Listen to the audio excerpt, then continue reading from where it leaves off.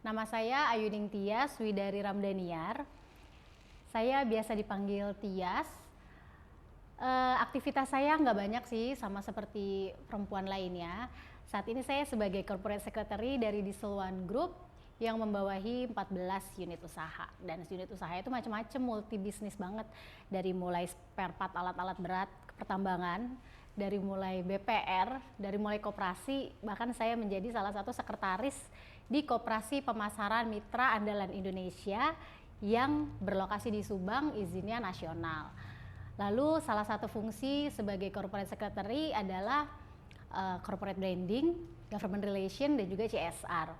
Saya juga sebagai Managing Director dari Diesel One Solidarity, platform CSR yang disupport oleh dua yayasan, Yayasan Solidaritas Kaula Muda atau SKM, dan juga Yayasan Diesel Utama Solidaritas. Saya juga aktif di kehidupan akademisi. Saat ini saya menjadi Wakil Sekjen Iluni UI, sudah periode kedua. Ya karena saya tetap gak bisa ninggalin dunia akademis gitu ya. Terus saya juga ya aktif di organisasi-organisasi Golkar gitu lah Mas, biasa. KPPG, GPM KGR kayak gitu. Terus ya sisanya ya saya sangat bersyukur sih karena saya bisa melakukan pekerjaan itu sesuai dengan passion saya. Karena banyak banget orang yang kerja itu tapi nggak sesuai passionnya.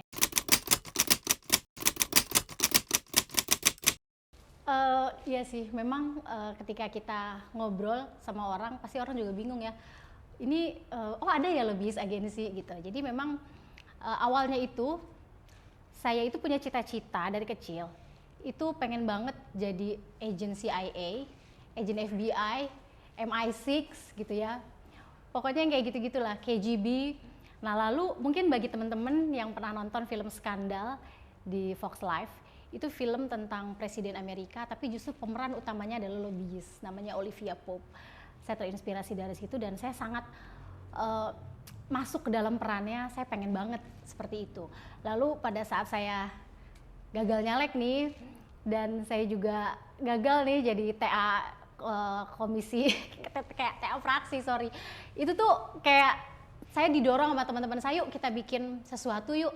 Ya akhirnya kita lah bikin lembaga lobbyis. Jadi saya dan sahabat saya, Fitri Wigati Mumpuni, itu adalah pendiri dari Lobbyist Agency Rating by AWR Strategic Partnership. Jadi sebenarnya lobbyist itu adalah pekerjaan yang memang kerja-kerja yang membawa dampak hasilnya berupa kebijakan atau undang-undang ataupun program kerja yang mungkin diinisiasi oleh individu maupun suatu organisasi atau kelompok tertentu gitu. Jadi sebenarnya lobbyist itu ya perlu. Jadi itulah pekerjaan kita sebagai lobbyist gitu.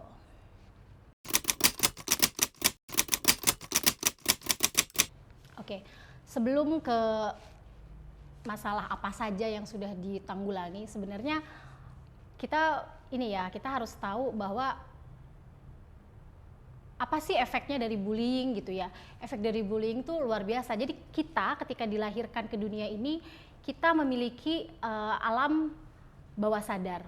Lalu di usia ke-3 tahun, alam sadar itu baru terbentuk gitu. Nah, alam sadar itu terbentuk dan sampai benar-benar terbentuk sampai usia 13 tahun. Nah, di antara alam sadar dan alam bawah sadar itu ada yang disebut critical illness. Itu seperti penyaring dari alam sadar ke bawah sadar. Nah, bayangkan anak-anak bullying itu di usia 0 sampai 13 tahun.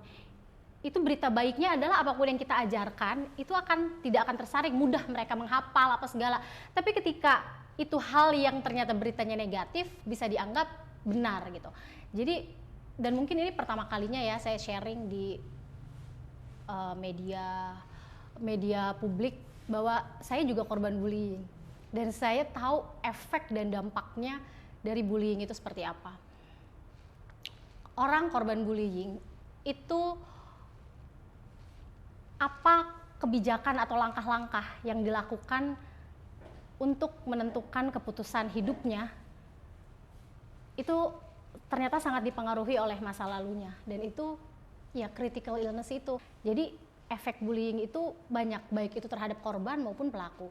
Iya kalau misalnya korban itu bisa men-switch atau mempunyai resilience yang tinggi sehingga dia merasa bahwa oh ada sesuatu hal yang harus saya pelajari.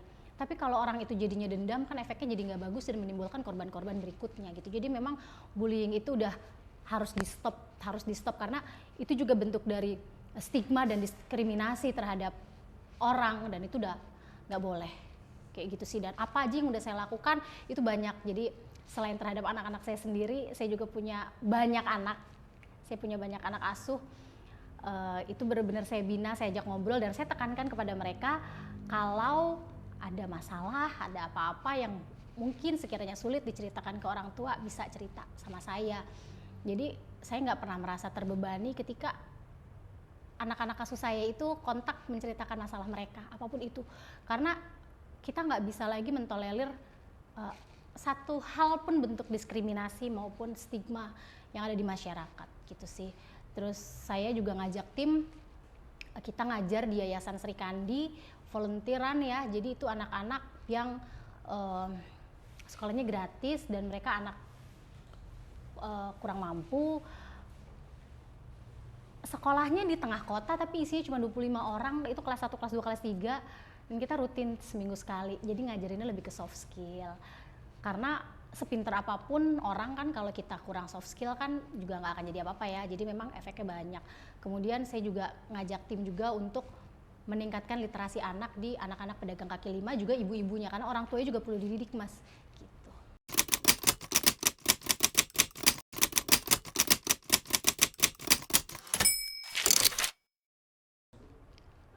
Ya, jadi ini adalah runtutan dari acara World AIDS Day. Jadi Hari AIDS sedunia itu 1 Desember lalu, saya mengajak UNAIDS juga untuk partisipasi, dan alhamdulillah dihadiri oleh Pak Menteri Kesehatan langsung. Nah dari situ UNAIDS appreciate gitu ya, karena kata beliau pertama kalinya loh Mbak gitu. Jadi akhirnya saya diminta oleh lembaga PBB itu untuk membuat acara World AIDS Day gitu, dan ya alhamdulillah kemarin sudah menghadap oleh Ketua MPR dan beliau bersedia menjadi keynote speaker. Acara tersebut itu sebenarnya digagas oleh United Nations setiap tahunnya melalui UNAIDS itu pada tanggal 1 Maret, jadi nanti datang ya di Nusantara 5. Terus itu tuh sebagai bentuk upaya bahwa segala bentuk diskriminasi itu masih terjadi di sekitar kita, dan itu bahkan kebanyakan orang menganggap itu adalah budaya. Dan itu terjadi dari mulai hal-hal seperti kesenjangan pendapatan, pekerjaan, ras, jenis kelamin, usia, status, kelas, agama, itu terjadi di sekitar kita, dan itu harus dihentikan. Dan kami berharap di hari diskriminasi itu kita bisa sama-sama sadar untuk tidak ada lagi yang namanya kebijakan yang bersifat diskriminasi gitu ya, tentunya khususnya hal-hal yang bersifatnya pendidikan. Dan kami juga nanti akan mengajak seluruh partai politik yang lulus verifikasi pemilu di 2024 untuk hadir dan menandatangani fakta integritas. Nanti juga ada Komnas HAM, Komnas Perempuan, kayak gitu sih. Jadi ya sisanya surprise lah, nanti datang pokoknya.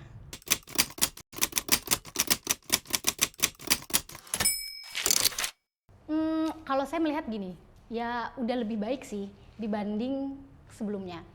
Saya melihat sudah ada beberapa perempuan yang benar-benar bersuara, bukan hanya sekedar tenar dan terpilih atau punya uang dan terpilih. Jadi memang sudah cukup baik. Namun sayangnya perempuan itu ya masih sebagai sekedar pemenuhan objek 30% di partai politik untuk verifikasi di KPU. Saya berharap supaya di DPR itu memang benar-benar 30% di DPR-nya sendiri gitu ya.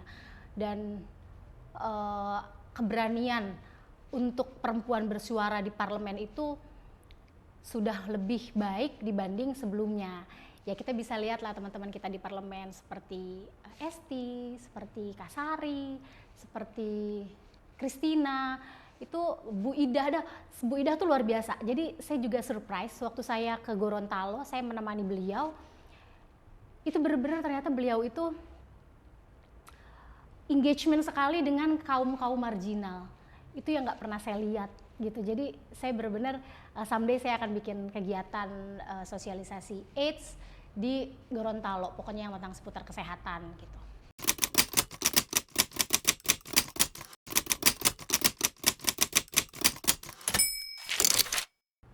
optimis.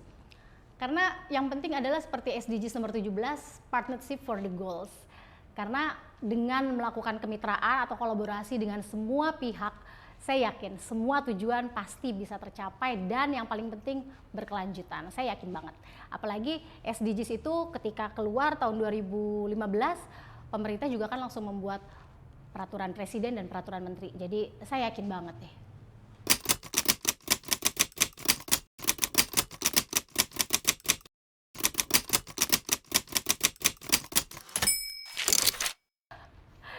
Ya ampun, itu lama banget sih, itu tahun 2013 ya.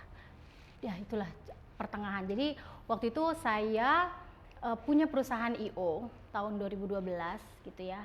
Dan memang kakek saya waktu itu peralihan dari Sekjen PSSI, terus membantu sahabatnya bikin organisasi sepak bola juga namanya Basri.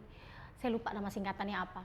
Nah terus kami berkolaborasi dengan APKASI, Asosiasi Pemerintahan Kabupaten se-Indonesia. Waktu itu ketua APKASInya Pak Isran Nur dan sekjennya masih paman saya Pak Ang Hamid Suganda almarhum, Bupati Kuningan. Jadi memang dalam rangka apanya sih, nggak ada dalam rangka apa-apa sih Mas, tapi memang karena kami melihat beliau itu legend gitu ya, jadi perlu diundang. Dan waktu itu harusnya beliau itu ke 3 kota, jadi Jakarta, Makassar, dan Surabaya, tapi akhirnya hanya ke Jakarta dan Surabaya aja. Dan itu seru banget sih.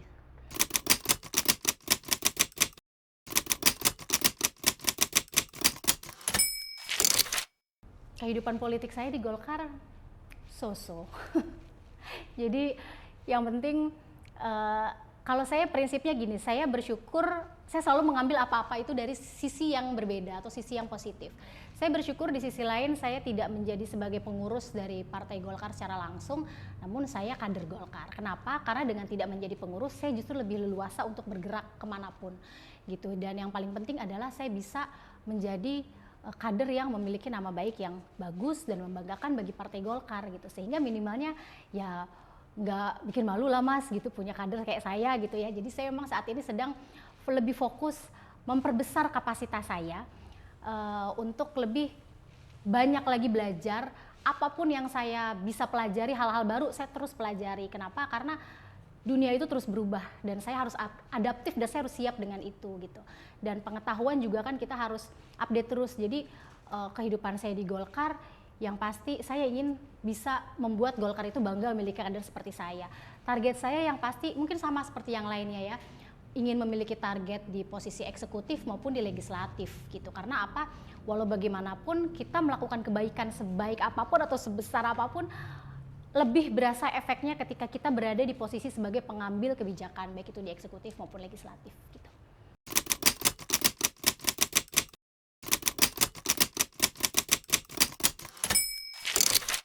Karena perempuan itu kalau masih sebagai objek, ya jadinya cuma sebagai alat aja untuk politik, ya kan? Tapi perempuan itu saat ini bukan hanya sebagai objek, tapi sebagai subjek. Dan perempuan juga bukan hanya sekedar agent of change, tapi agent of producer. Dan jangan lupa loh, di zaman Nabi Muhammad SAW, Siti Khadijah itu sebagai seorang perempuan yang memiliki atau memimpin perusahaan besar dan perusahaan ekspor importnya itu ke berbagai negara. Dan Siti Aisyah itu bahkan menjadi pemimpin perang. Jadi tidak ada alasan atau larangan bagi seorang perempuan untuk menjadi seorang pemimpin selama dia mampu dan mau. Itu aja sih. Jadi jangan pernah dengan alasan apapun perempuan itu takut atau ragu menjadi pemimpin di lingkungannya. Apapun profesi yang Anda pilih, apapun jalan yang Anda pilih, baik ibu rumah tangga, guru, apapun, Anda memiliki perjuangan masing-masing. Karena ingat, pemimpin manapun terhebat di dunia ini lahir dari rahim seorang perempuan. Oke, jadi isunya di dunia pendidikan dan perempuan itu juga sangat sensitif banget ya, karena bahkan LPDP yang dikelola oleh pemerintah itu membatasi usia. Itu kan diskriminasi bagi seorang perempuan. Bisa jadi perempuan itu setelah lulus S1, lalu mereka menikah, mengurus anaknya, keluarganya, lalu saat dia memutuskan usianya untuk S2, ternyata syarat untuk beasiswa itu sudah tidak terpenuhi. Begitupun juga S3. S3 itu syaratnya LPDP hanya sampai 40 tahun. Kalau ternyata perempuan itu baru mau mengambil S3 di usia lebih dari itu nggak bisa. Di Amerika, di Australia itu pembatasan usia untuk beasiswa itu sudah dihilangkan. Jadi saya harap itu juga bisa menjadi salah satu perhatian bagi pemerintah kita untuk stop diskriminasi di segala hal. Ya, baik itu pendidikan, perempuan, usia, status, dan lain sebagainya. Jadi PR perempuan di dunia politik juga banyak. Dari mulai kalau misalnya flyersnya cantik, dibilang pakai filter, atau dibilang wah itu cuman apa ala-ala apa segala macam. Jadi tolonglah yang dilihat itu jangan fisik, tapi di Google, sekarang Google udah banyak, dia dicari tahu apakah perempuan itu bisa memiliki pekerjaan dan sepak terjang yang baik, apa sih yang dikerjain gitu. Jadi saya berharap pendidikan di Indonesia benar-benar lebih memperhatikan untuk stop stigma dan diskriminasi.